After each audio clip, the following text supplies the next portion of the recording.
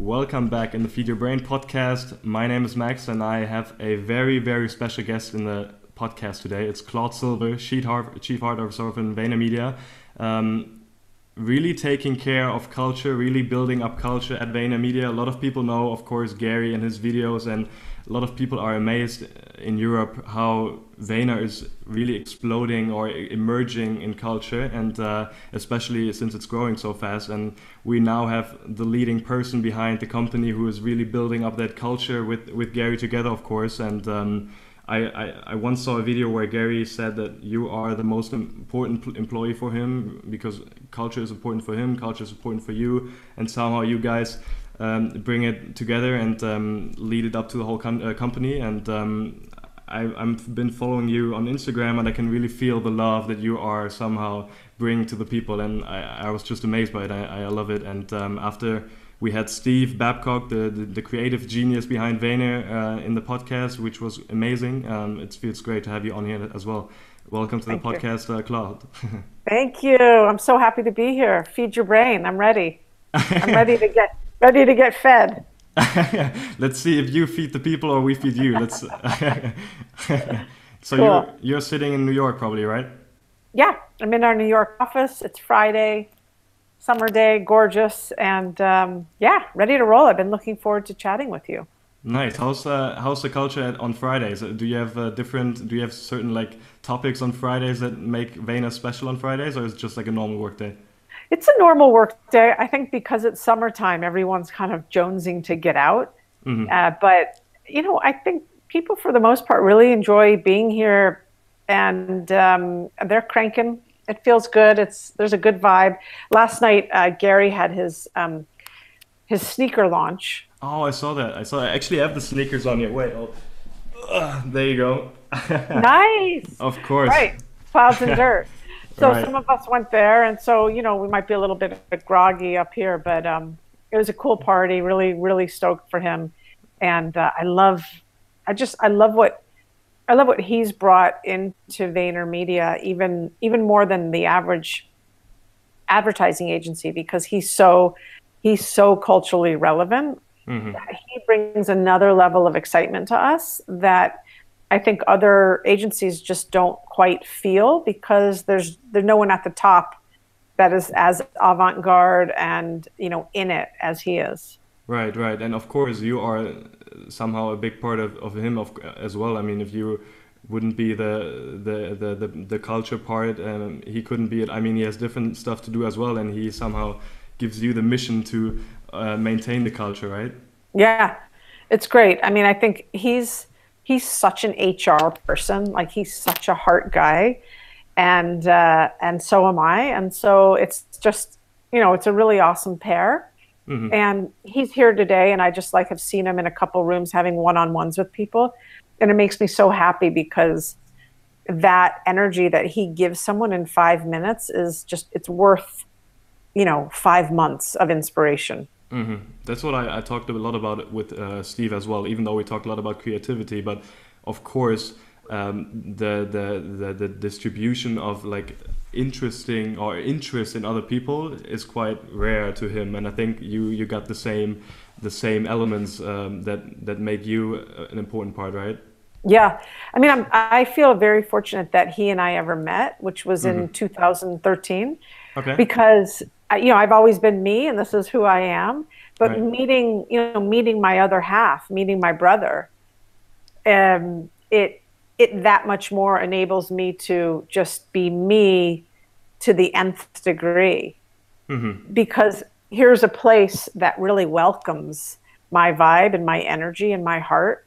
Mm-hmm. And so it allows me to just triple down on being all heart focused and culture focused and people focused. Right. So, right. Had we not met, I still would be me, but it's just that much more fun to do it here.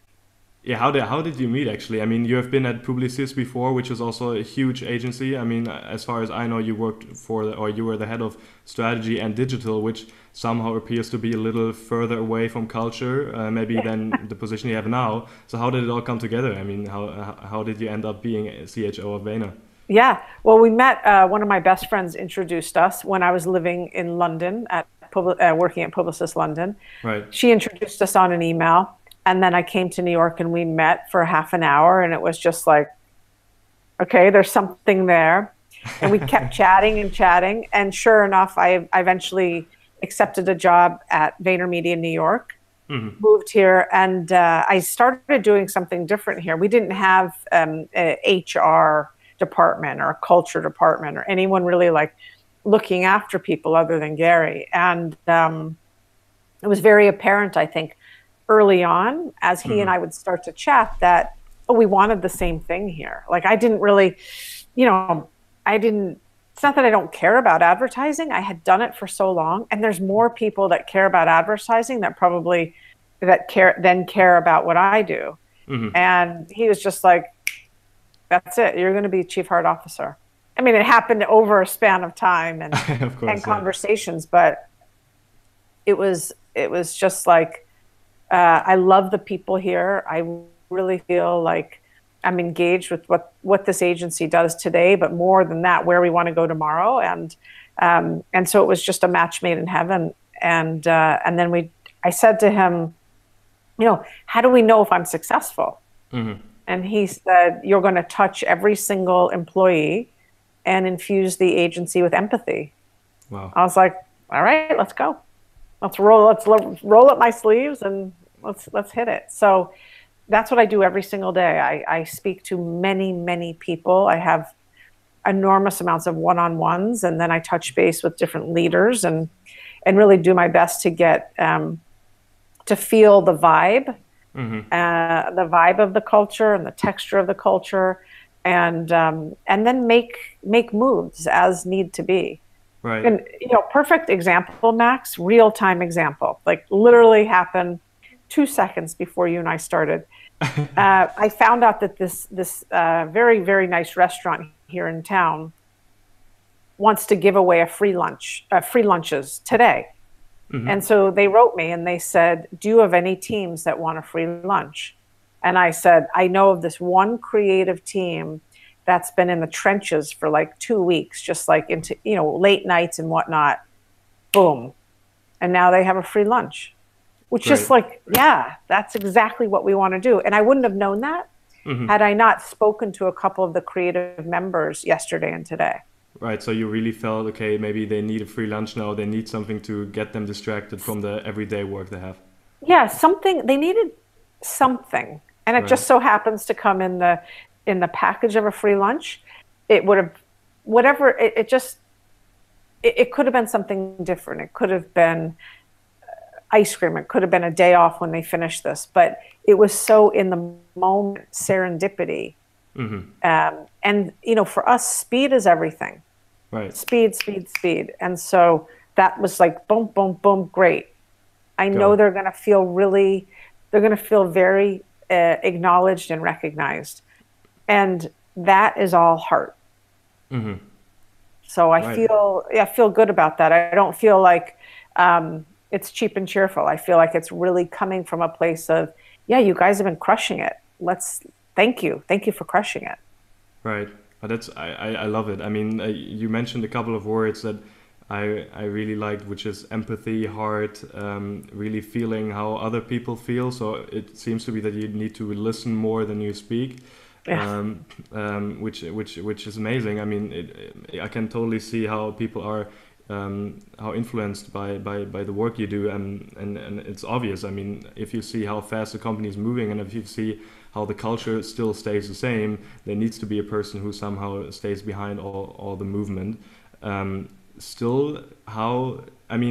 is still, as you talk to Gary as well about it, culture seems to be quite a topic that is not clear. Like you don't have certain KPIs for culture, right? I mean, it's something that is more in the clouds than maybe in the dirt, and it's somehow, of course, something in the mix. But how does it all happen with the leading people? I mean, you also have a chief financial officer who, of course, has an eye on all the financial topics, and they need to hit certain maybe ground breaks to make the next year more or less. And how does culture fit into the whole leadership team? How can we imagine that?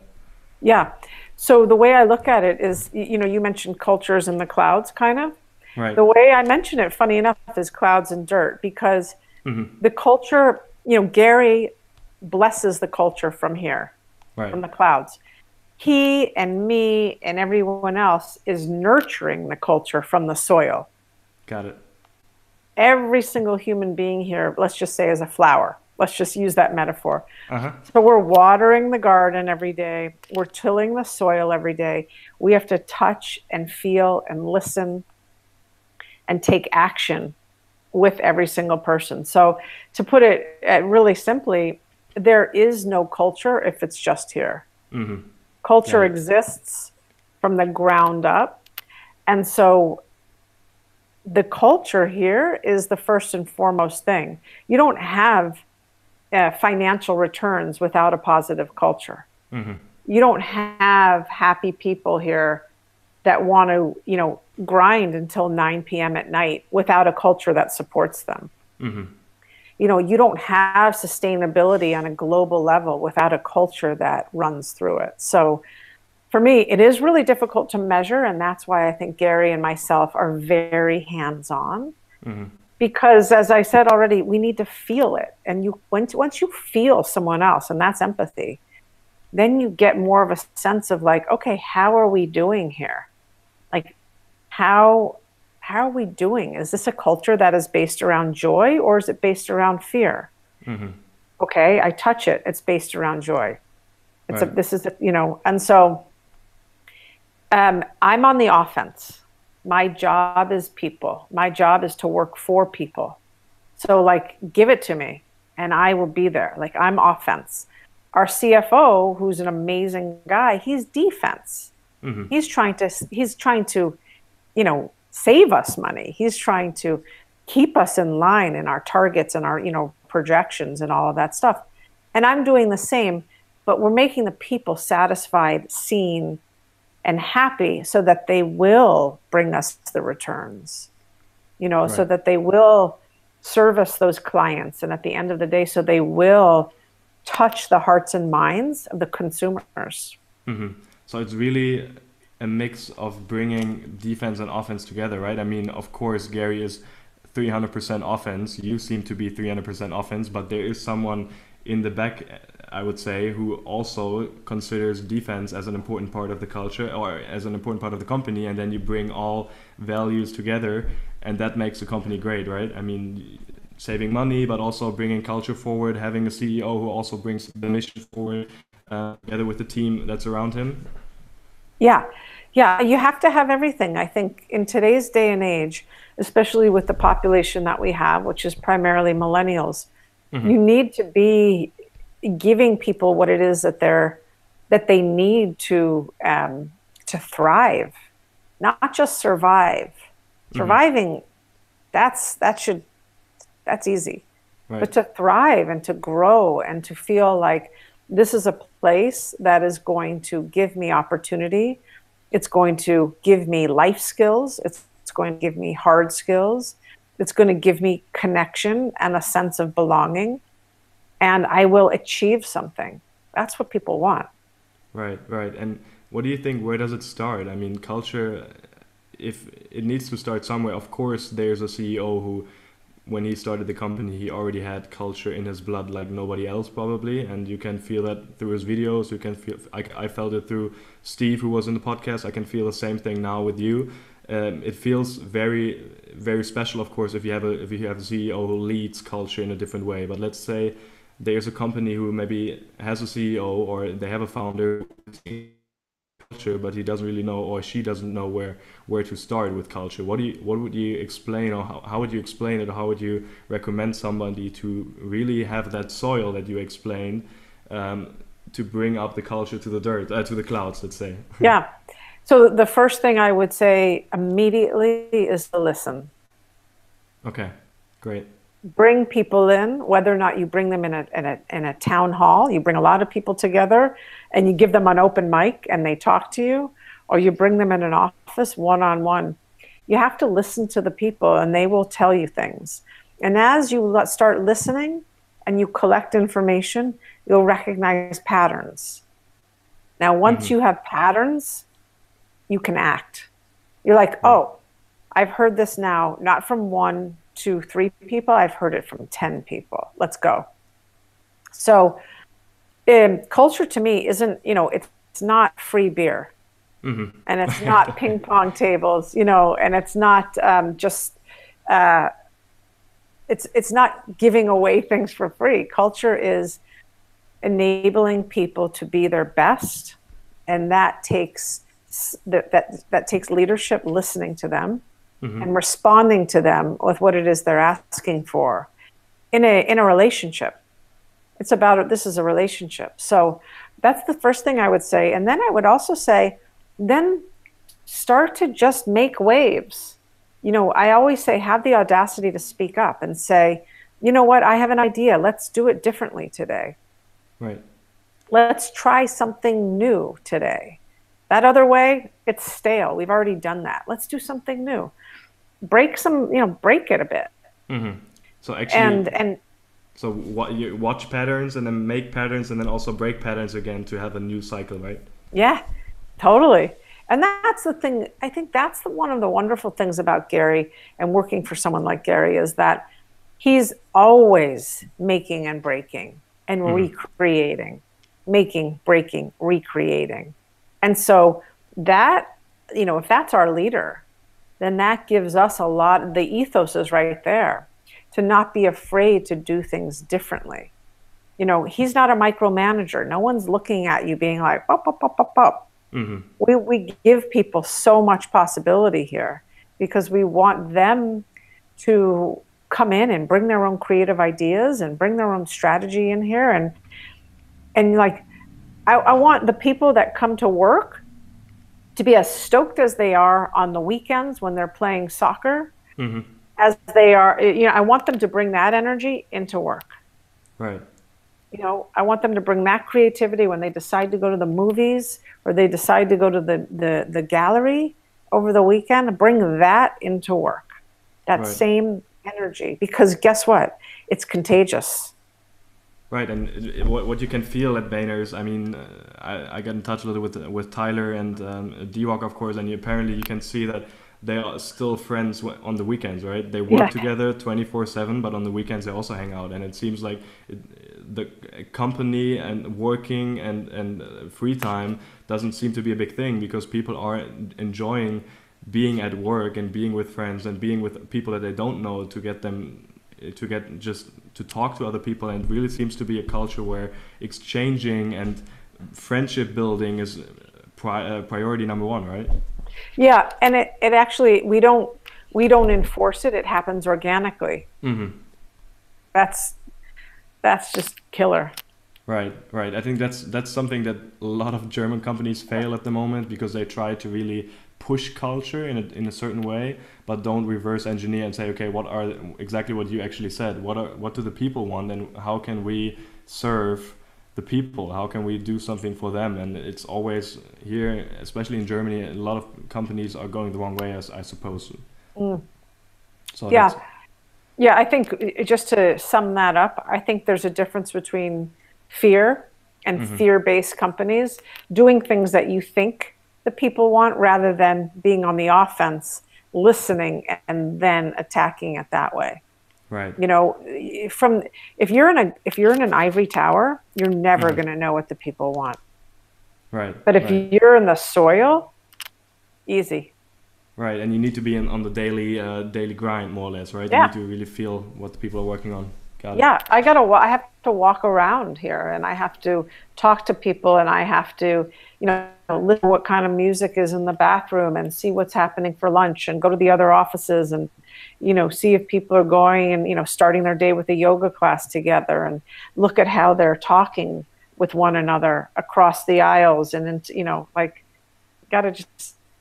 I need to feel it, and that's how we know. How do you make that happen? Because I think there are certain people who also would love to be a chief heart officer of a company, but maybe the acceptance of the employees is not there totally. I mean, of course, American culture is a little more freedom, a little more mind expressing than maybe German culture is, from my heart, what I think. But how do you make it happen that people really trust you, that people tell you stories about maybe their private life? How do you make the transition from, okay, you are a foreigner at first and you are a friend after the meeting, more or less? Yeah. So I really think the only way I can answer that question is either you really give a shit about people or you don't. I mean, sorry for the language, but No worries, it's cool. either you really care about people or you don't. You're either self-aware enough to know you're not the only human being, and you're not selfish, and so you want to be a giver and be a generous person and come from the heart, or you don't. And so, I started by saying to you, I worked as a strategist in other agencies, but I was always myself. I didn't all of a sudden become chief heart officer and I started to give a shit about people. Right. I always have. So I would still be doing me, even if my title was post officer.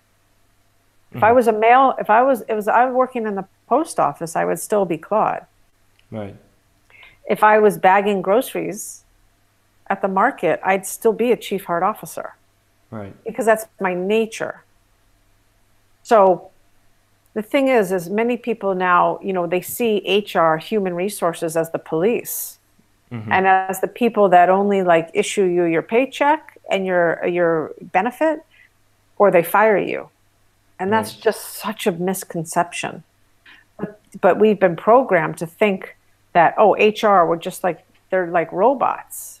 They don't feel, they don't think, they just do, serve, and that's not it. We're here to encourage employees to be their best selves and to be human and to engage with life, not just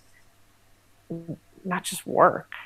So anyway, you asked me, how do people become a chief heart officer, and how in Germany we're this way, and maybe America we're a little bit more liberal, which is true.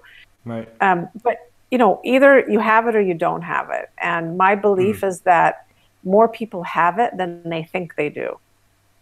It's more about like getting to know yourself and really understanding that you are maybe a culture person, but of course you have surroundings that tell you maybe, okay, culture is something that we at first don't want to get too much into detail because of like spirituality and the different topics that people are sometimes feared of. Do you think it's really believing in or really understanding once first before you actually can act as a chief heart officer? Well, that certainly helps. Okay. because when I'm listening to people, I'm not thinking what I need to do later on today, or I'm not thinking like, oh man, you're really boring me. I think like, I'm thinking, how can I best serve you?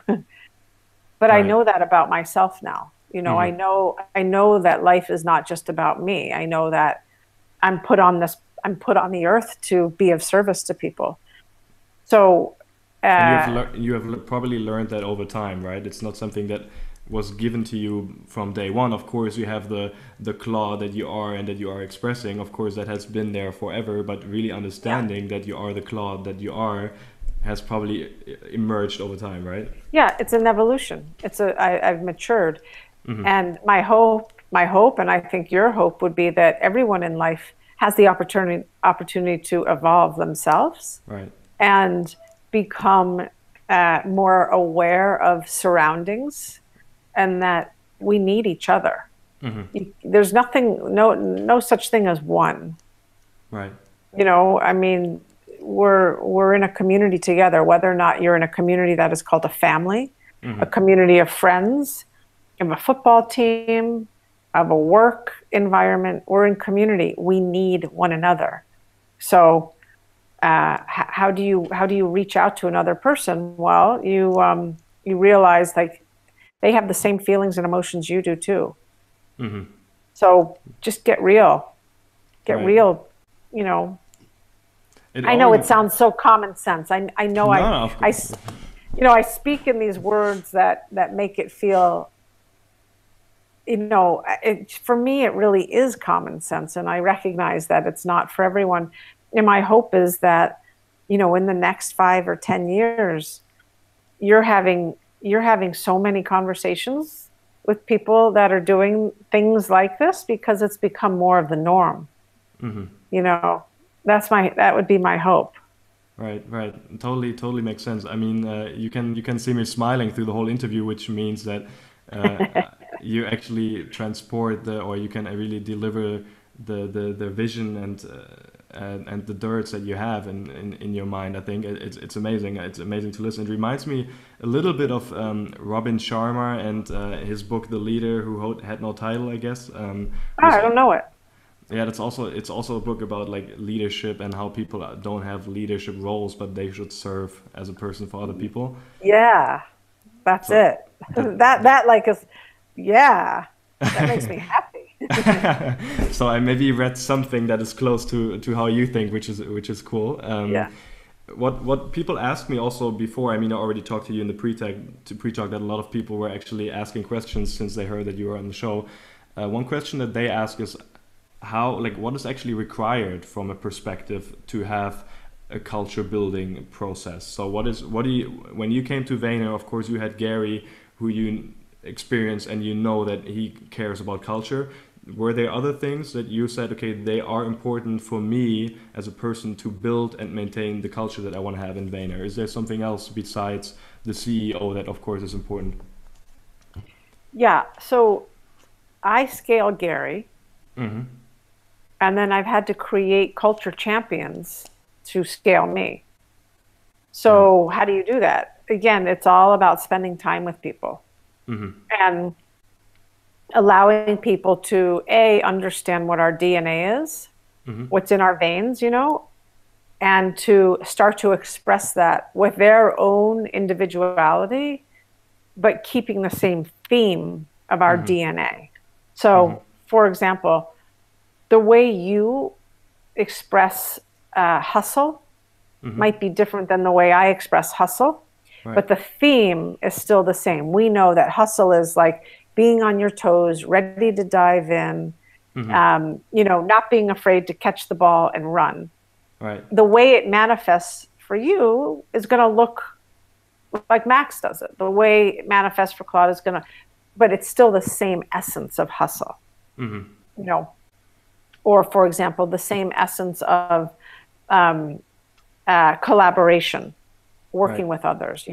So I try to educate people on what our values are, so that they can carry the culture. Because we're VaynerMedia is around 600 people. VaynerX, which is now Pure Wow and Vayner Sports and all this other stuff, is over 800 people, expanding all the time. And so, you need people who can speak the language, speak the cultural language. You know what the word culture, where it comes from?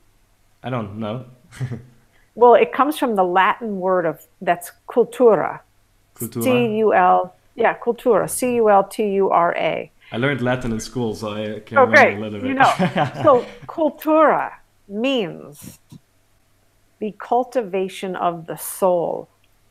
Wow. Like, that's deep. The cultivation of the soul. So the soul here is the company, and the soul here is 800 people. And how are we constantly like I said, it's like a flower. It's in the soil. How are we cultivating that, weeding it, taking away all of the unnecessary things, so that the culture can grow, so that the human beings can grow. Right. Cultivation of a human being. That's what we're doing here, by way of, by way of housing all of these human beings in a company. It's fascinating, and it is really like esoteric for me sometimes. So I recognize I go off in esoterica and metaphor land, but no, I love it. I mean, that's exactly, I think, what culture is about. It's a little more than just one or two sentences. It's really about describing how a person and how a company feels like. I mean, that's, I think, what culture is about. What I think is interesting here, because it just came to my mind, is, of course, Vayner has 600 employees, but maybe for all the people that don't know, Vayner's, I think, has 4 or 5 different locations, London, and I think 3 or 4 different locations in the United States. So you are not only on one point, but you also have cultures from different countries, from different heritages, from different family backgrounds. So there's a lot that you need to somehow bring together to one culture. Is there therefore a certain like person that you look for when you hire a person, or when Gary hires a person for his team? Is there really something that you guys are looking for? Is it values, or how do you look for people? Is it values, skills, organizational thinking? What's important for you then? Yeah. So we used to just look for culture fit. Okay. So like, oh, Max, you like Pearl Jam? I like Pearl Jam. Cool, you're hired. Or like, rock on, you like to surf? I like to surf. You're hired. Right. Okay, that gave us some great people, but it also gave us the same people. Mm-hmm. Now we hire for skill set fit and culture addition. Got it. So now it might be, oh yeah, Max totally knows how to code for Facebook and Instagram, or Max totally knows how to make documentaries with a video camera. Mm-hmm. And he may not like Pearl Jam, but he might like classic rock. All right, cool. So the point is as we've grown and we've become more specialized in what it is we do, we need more specialized employees, candidates. But what we're looking for is people that have values in the same postal code.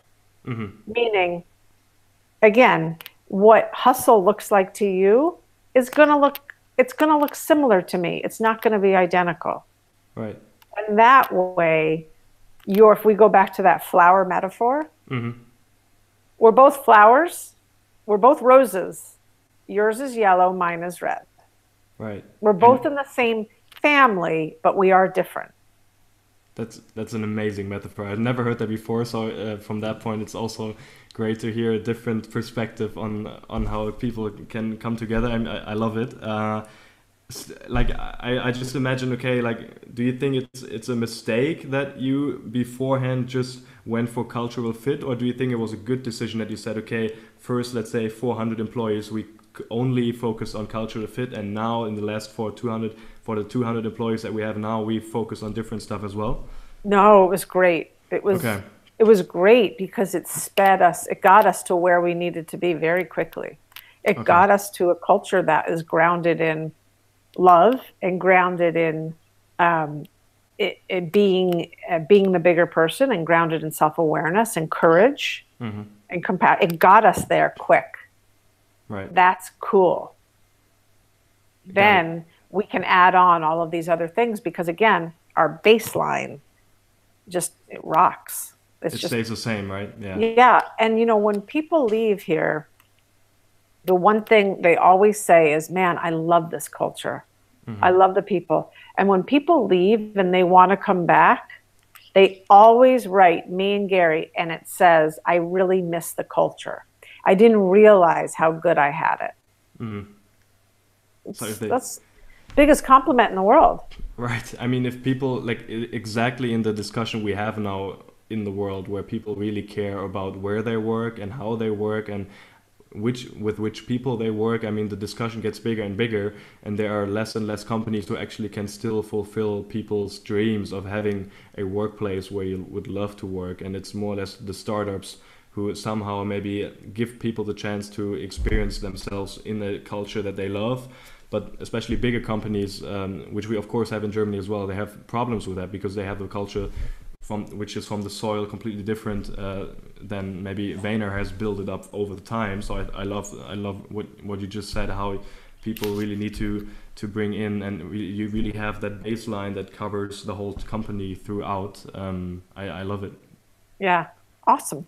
How's that whole thing organized? I mean, at the beginning, I just love how the circle now comes together, which I just realized. But you at the beginning you talked about, okay, you go during lunch breaks, you go through the hallway and you say hi to people and you see what they're talking about. Then you organize lunch meetings for people that are working really extremely hard at the moment.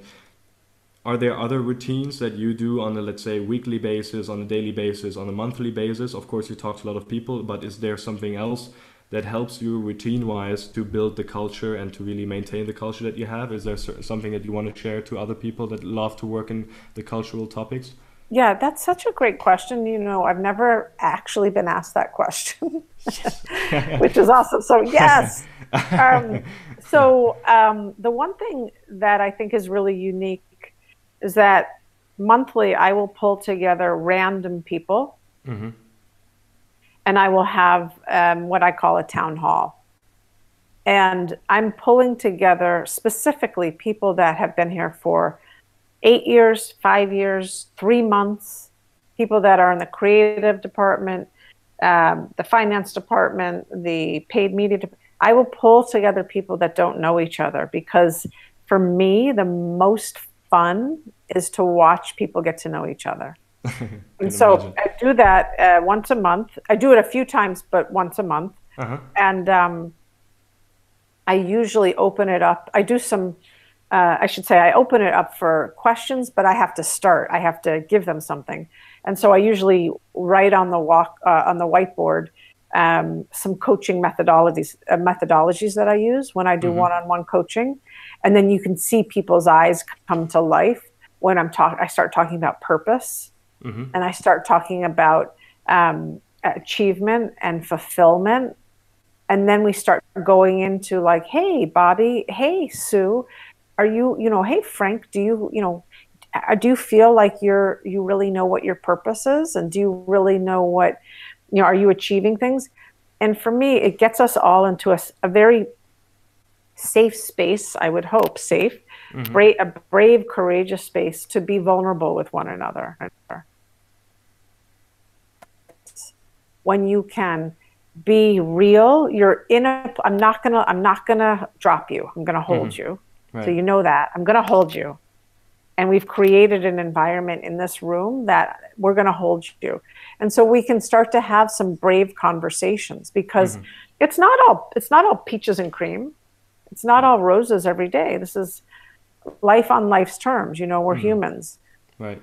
So I want to bring that to the forefront, which is, as much as I'm talking about culture and it rocks, there are days and there are moments where it's like, oh God, that was a hard day, or wow, that was really tough when, you terminated my writing partner.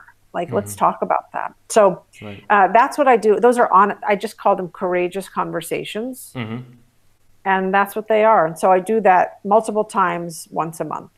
Right. Bring people together and really learning them, or really getting them to meet each other, right? I mean, and learning learning from the experiences there.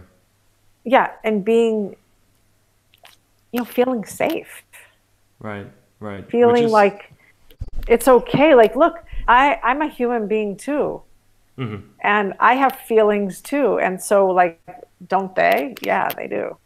I'm going to smell my candle because it smells so good. Well, what smell is it?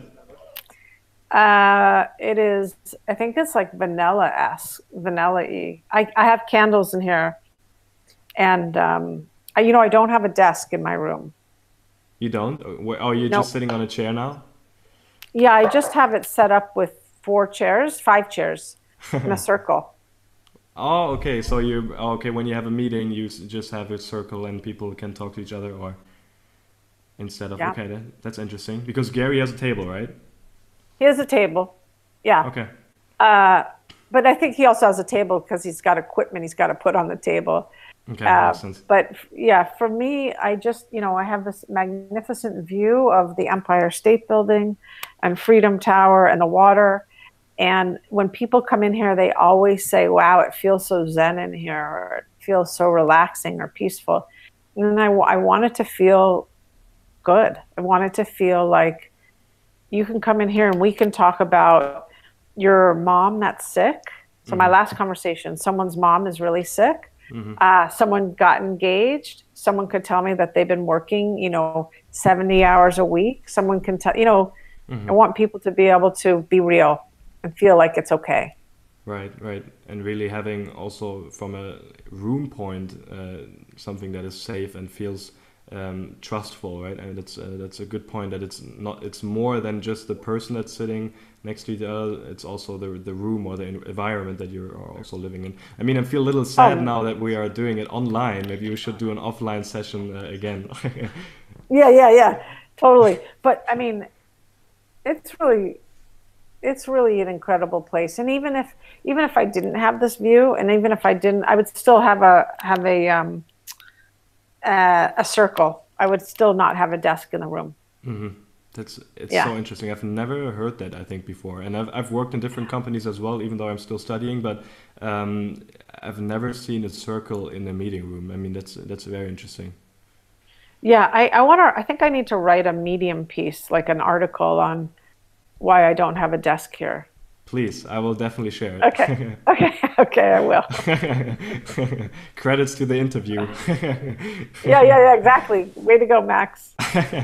One thing that I also get asked, which I also find super interesting, I covered it a little with Steve, but not into so much detail, which is that Vayner it's of course Gary who is showing that in the videos. He seems to be insanely productive. I sometimes really don't understand how you can be that productive in 15-minute meetings.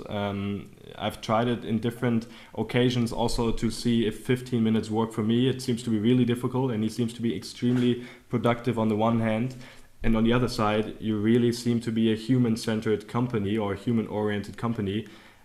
And I really don't understand how that's possible, to be insanely productive, have quick meetings, but still have the person in mind. Maybe you can deep dive a little here, how that is possible to be insanely productive and do the other part. Well, yeah, it's all about being present when you're with someone, being completely present and listening and collecting information. That is what it is. I mean, so if you're present and you're really actively listening to someone, meaning I'm not thinking about what I need to do at the grocery store later, or I'm not thinking like, oh man, I should have written that email a little bit differently.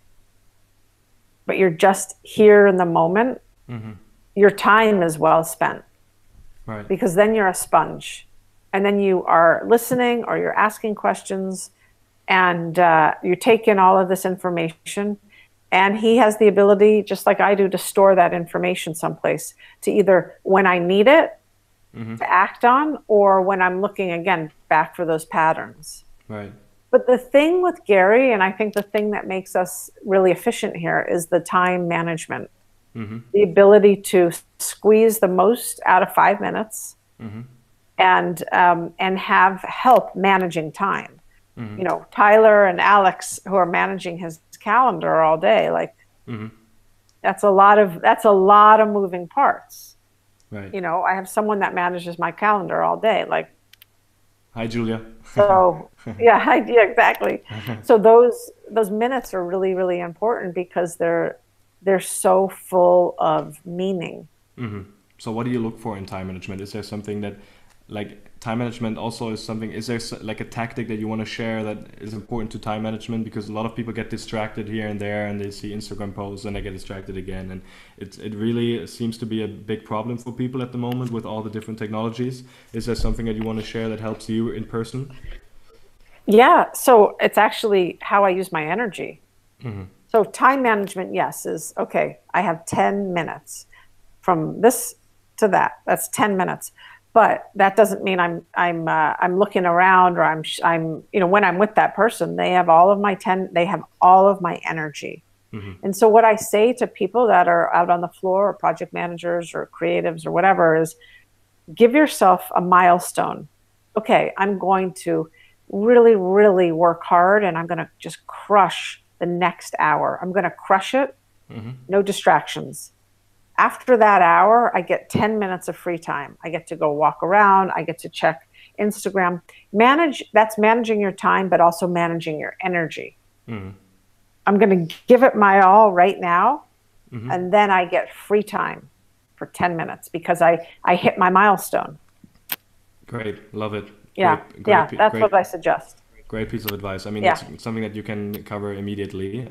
Is there something like a book that you want to recommend in regards to culture, or is there a piece of knowledge that you want to share here? You know, there's a lot of books that I have that I think are really, really, they're very special. I think there's certain bits of books that are very, very special. Got it. Because you know, culture is organic and everyone does it a little bit differently. So I don't necessarily know if it's a book I would recommend other than this idea of just getting in touch with yourself. If you're a culture carrier and you're a person that is going to be in charge of steering and cultivating the culture, then I think you really want to figure out, like, where are you coming from? Are you coming from a place of emotional health? Are you coming from a place of joy? Are you coming from a place of empathy? Are you coming from a place of fear? Are you coming from a place of scarcity? You know, figure you out, because people will emulate the energy that you put out there. Right. That's the truth. And so when Gary says make positivity louder, he himself is making positivity louder. And there are hundreds of thousands of people that are into Gary, and they're making positivity louder. So, but he knows himself. I know myself. And so right there, I think that's, you know, it's like just getting in touch with who you are. It's my heart, my head, and following, you know, following your own bliss, making yourself happy, finding out what it is that makes you unhappy and dealing with it. You know, this is like a therapy session here, but no, I love it. You know, I love it. It's really true. So I like Brene Brown a lot in terms of books. Okay. I think Brene Brown is fantastic, and her book Daring Greatly is a really special book. Daring and Greatly. Yeah, Daring Greatly. Oh wow, I've never seen that before. Interesting.